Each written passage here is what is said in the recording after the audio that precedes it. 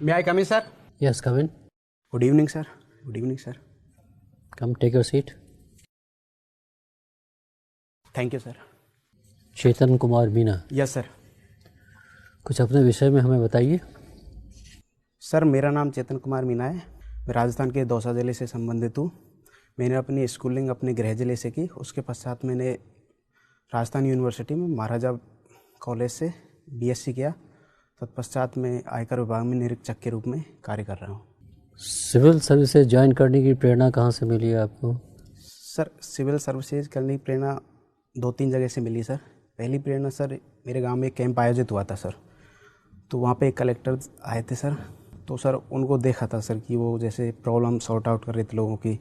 लोग उनको दुआएं भी दे रहे थे सर। और एक हमारे गांव में लाइट नहीं आई थी सर 6 महीने से। सर उनके एक आदेश के बाद लाइट आ गई थी सर। उसके पश्चात सर मैं एक छात्रावास में रहा जो सिविल सर्वेंट्स के द्वारा ही संचालित था। तो सर उनका पर्सनल गाइडेंस भी सर मिलता रहा। तो सर एक जिज्ञासा सी सर और प्रेरणा लगातार मन में आती रही। तो सर एक सपना सा बन गया कि सिविल सर्विसेज ज्वाइन करना। चेतन जी, अगर मान लीजिए जाए आपको एयर इंडिया का चेयरमैन कम मैनेजिंग डायरेक्टर बना दिया जाए और सरकार ने जो निर्णय लिया है 76% जो स्टेक्स है, हाँ, जिस इन्वेस्टमेंट में हम निवेश में ले जाएंगे हम, तो as CMD of the company सरकार के इस निर्णय से आप खुश होंगे या नहीं? सर, एज ए CMD मैं सरकार के इस निर्णय से खुश होऊंगा सर। क्यों?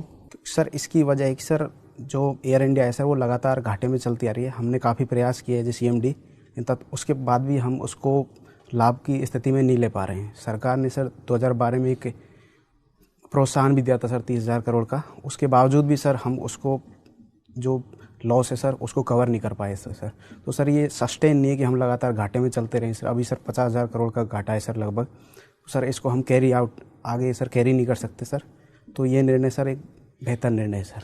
बट आपको लगता नहीं है कि हम बाजारीकरण जिसको कहते हैं उसकी ओर दौड़ रहे हैं हम लोग? एक सरकारी संस्था थी, महाराजा के नाम से ये जाना जाता था, पूरे विश्व में हमारा नाम था कि साहब ये महाराजा मतलब ये एयर इंडिया है ये, और इसको हम फिर प्राइवेटाइज कर रहे हैं, अपने हाथ से बाहर जाने दे रहे हैं। इससे हमें क्या फ़ायदा होगा? सर हमें ये फ़ायदा होगा कि सर हमारी जो रिसोर्सेज अब सर हम लॉस पूरा कर रहे हैं सर उसको अदर सेक्टर में लगा पाएंगे। और सर जो आज प्राइवेट सेक्टर का ज़माना है सर, जो प्राइवेट एयरलाइंस है सर वो और बेहतर रिजल्ट दे रही है सर। वो अच्छी सर्विसेज उपलब्ध करवा रही है सर जो एयरलाइंस है सर। तो ये सर सरकार के लिए फ़ायदेमंद होगा सर। और इसके डिसइन्वेस्टमेंट से सर जो पैसा आएगा सर वो अदर जो सोशल वर्क है सर उनमें खर्च कर सकते हैं सर।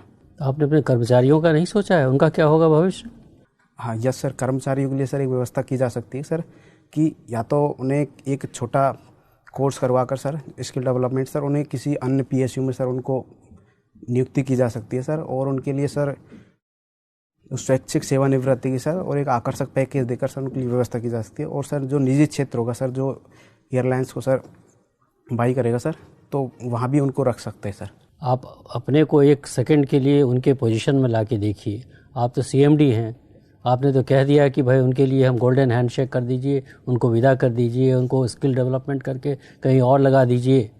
लेकिन अगर जो व्यक्ति उसमें काम कर रहा है एक संस्था में, उसका पूरा भविष्य, उसके परिवार का पूरा भविष्य उसके साथ जुड़ा हुआ है, सडनली उसको आप दे दीजिएगा गोल्डन हैंडशेक, ये तो उचित नहीं होगा आपके लिए। सर यहाँ समस्या ये है कि हम जो लगातार घाटे में जो कंपनी है उसको वैसे भी आगे बहुत ज़्यादा जारी नहीं रख सकते सर। दूसरा है कि जहाँ तक कर्मचारियों की समस्या है सर उसका समाधान अन्य क्षेत्रों में जो अन्य PSU है सर वहाँ उनको नियुक्त किया जा सकता है सर।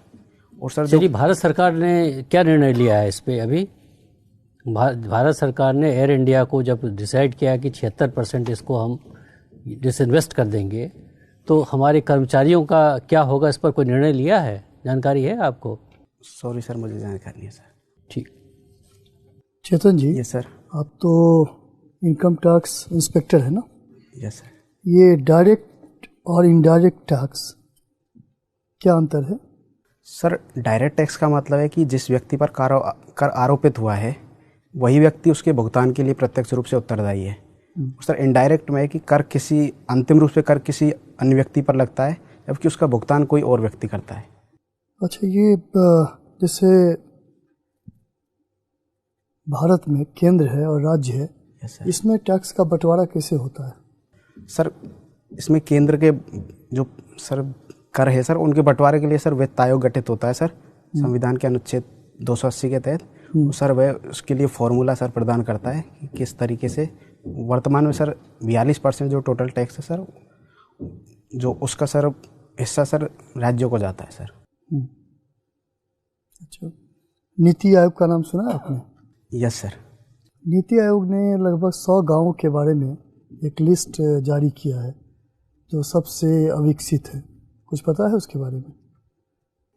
सर मुझे पता है सर, थोड़े नाम में कन्फ्यूजन है सर। हरियाणा का सर एक गांव, एक जिला है सर। सर कहाँ से? हरियाणा सर, नोई। यूपी से भी कुछ गांव है क्या उसमें? हाँ सर, यूपी से है सर, लगभग 8 जिले हैं सर। 8 जिले हैं। Yes sir. अच्छा, इंस्पेक्टर राज ये क्या है? सर इंस्पेक्टर राज का तात्पर्य है कि एक इंस्पेक्शन की व्यवस्था जो बार बार यह तय करे कि कौन व्यक्ति सही कार्य कर रहा है, कौन नहीं कर रहा है। वो सर, और उसमें जो सारे डिसीजन है सर, वो जो इंस्पेक्शन है सर, उसके तहत ही लिए जाए सर। तो आप महसूस कर रहे हैं जो आप उस इंस्पेक्टर राज के एक भाग हैं, तो अच्छा है या खराब है? सर जहाँ तक मैंने सर डिपार्टमेंट में देखा है सर, मैंने सर स्वयं पिछला जो सर इंस्पेक्टर रहा था वो सर नहीं देखा, लेकिन जो बताते हैं सर कर्मचारी साथ के कि पहले जैसी व्यवस्था, पहले जैसी जो इंस्पेक्टर राज की जो बात की जाती थी सर, वह आज नहीं है। पहले सिर्फ गवर्नमेंट का ही सर एक तरह से एकाधिकार था सर। अब सर काफ़ी सारी सर्विसेज सर प्राइवेट सेक्टर में भी डिपार्टमेंट ने शामिल किए सर, और सर टेक्नोलॉजी का प्रचार किया है sir. Direct to direct contact को लगातार ख़त्म किया जा रहा है सर।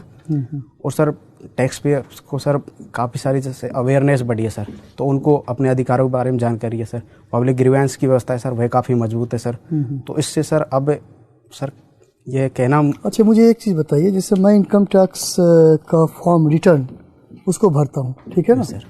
उसको सिंप्लीफाई करने के लिए आप क्या उपाय बताएंगे? क्या उसको और सिंप्लीफाई किया जा सकता है रिटर्न को? सर वर्तमान में जो सर दिया जा रहा है सर, जो रिटर्न है सर, उसको सिंप्लीफाई इस प्रकार किया जा सकता है सर, जो डिडक्शन है सर, उसके कॉलम को कम किया जा सकता है सर। कोई स्टैंडर्ड डिडक्शन बना सकते हैं सर, जैसे 80C है सर, 80CCC है सर, उनमें अलग अलग सर कॉलम से उनके लिए एक स्टैंडर्ड की व्यवस्था की जा सकती है सर। अच्छा, तो आपने अपने लेवल पे कोशिश की है इस तरह का कोई सुझाव? सर ये मेरे सर इस तरह का कार्य नहीं है सर। आपके इस तरह का कार्य नहीं है? Sorry sir. चलिए ठीक। जी चेतन, कैसा महसूस कर रहे हैं? सर मैं बहुत अच्छा महसूस कर रहा हूँ सर। अच्छा, आपने तो काफ़ी चीज़ों का अध्ययन किया। मुझे बताइए कि जो इनकम टैक्स में जो कमिश्नरेट सिस्टम होता है, जिसमें कि इनकम टैक्स विभाग का ही एक अधिकारी अपने ही विभाग के विरुद्ध जो शिकायतें आती हैं, जो उनकी सुनवाई करता है। Yes sir. ये तो नेचुरल जस्टिस जो है, प्राकृतिक न्याय है, उसके सिद्धांत का ही साफ साफ उल्लंघन लगता है कि इनकम टैक्स का जो कमिश्नर है वो ही अदालत लगा के बैठा हुआ है, उसी के विभाग के खिलाफ कोई शिकायत आ रही है और वो फैसले कर रहा है। आपको लगता है ये कुछ अनैतिक है? सर अगर शब्द से इस बात को देखें तो सर जो प्राकृतिक न्याय है सर, उसके नियम पर खरा नहीं उतरता। लेकिन सर एक टेक्निकल फील्ड है सर। सर इसमें किसी अन्य विभाग को जो ये सौंप कर सर कार्य, वो उतना न्याय नहीं कर पाएगा सर उस टेक्निकल फील्ड। नहीं हो सकता टैक्स की अदालतें अलग कर दी जाएं, वो जाहिर है कि उसी में होंगी, तकनीकी लोगों की ही होंगी। Sorry sir. आपका तो विभाग है। खैर, हिंदी साहित्य आपने ले रखा है, जबकि पढ़ा तो आपने साइंसेस थी। साहित्य क्यों लिया? सर साहित्य लेने के पीछे वजह ये थी सर कि सर मैंने BSc अपना ग्रेजुएट सर साइंस से किया सर। मैंने हिंदी माध्यम से किया था सर। मैंने सर बुक्स काफ़ी ट्राई की कि सर मुझे हिंदी में कुछ गुणवत्ता युक्त बुक्स मिल जाए सर सिविल सर्विसेज के लिए, लेकिन सर हिंदी में ऐसी बुक मिल नहीं पाई थी सर। तो सर मेरे कुछ सीनियर्स थे, उन्होंने सलाह दी कि आपको कोई और सब्जेक्ट तलाश करना चाहिए। फिर मैंने सर 2-3 सब्जेक्ट सर कुछ प्रारंभिक रूप से पढ़ कर देखे सर, तो मुझे हिंदी साहित्य सर वो उचित लगा। ऐसा लगा कि मैं इसके साथ न्याय कर पाऊँगा सर। ईमानदारी से बताइए जरा 4-5 किताबों के नाम बताइए जो कुंजियाँ या गाइड ना हो हिंदी की। Yes sir. जो आपने पढ़ी है? सर मैंने सर उपन्यास पढ़े। आलोचनात्मक पुस्तकों के नाम बताएंगे ना, अब ये थोड़ा ना कि आपने प्रेमचंद का गोदान पढ़ा हो तो पाठ्यक्रम में तो पढ़ेंगे ही। ऐसी हिंदी की ऐसी पुस्तकें जो कुंजियाँ या गाइड नहीं है और आपने पढ़ी। सॉरी सर, मैं नहीं पढ़ी थी सर, मैंने उपन्यास पढ़े थे सर। उपन्यास पढ़े, कौन सा उपन्यास आपने अच्छे से पढ़ा? सर मैंने गोदान पढ़ा है सर। चलिए उसके आवरण पृष्ठ का वर्णन दीजिए। सर उसमें सर गोदान उसमें नाम जिक्र है सर, उसके ऊपर सर एक फ़ोटो है सर होरी का सर। प्रेमचंद ने होरी का फोटो भेजा था? नहीं सर, प्रेमचंद ने नहीं भेजा सर, लेकिन जो मैंने पढ़ी थी सर, उसके ऊपर एक किसान का फोटो है या होरी का फोटो है? हाँ सर, किसान है सर, और वो किसान जो उसमें मुख्य चरित्र है सर वो होरी है सर, उसको मानकर वो किसान रिप्रेजेंट। अच्छा मुझे बताइए कि होरी मजदूरी करने क्यों नहीं चला जाता? गोबर तो बच गया, होरी मारा गया। सर होरी के पीछे समस्या थी सर, वह मर्जाद को सबसे ज़्यादा महत्व देता था कि किसानी में जो एक अहम का भाव है, जो ग्रामीण समाज जो किसान को महत्व देता है वो सर मजदूर को नहीं देता, मजदूर को एक हे दृष्टि से देखा जाता था सर। तो वो मर्जाद की वजह से सर वो लगातार उससे चिपके रहे सर। चलिए, हिंदी में हाल फिलहाल में आदिवासी साहित्य की भी बात होती है। क्या है आदिवासी साहित्य से मतलब, और कौन प्रमुख आलोचक या रचनाकार हैं जिन्हें आदिवासी साहित्य में गिना जाता है?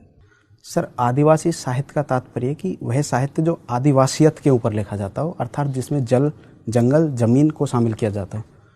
हरिराम मीणा जैसे जो आलोचक है सर, वो जानवर को भी इसमें शामिल करते हैं। यह साहित्य सामूहिकता पर, प्रकृति पर, इन चीज़ों पर बल देता है।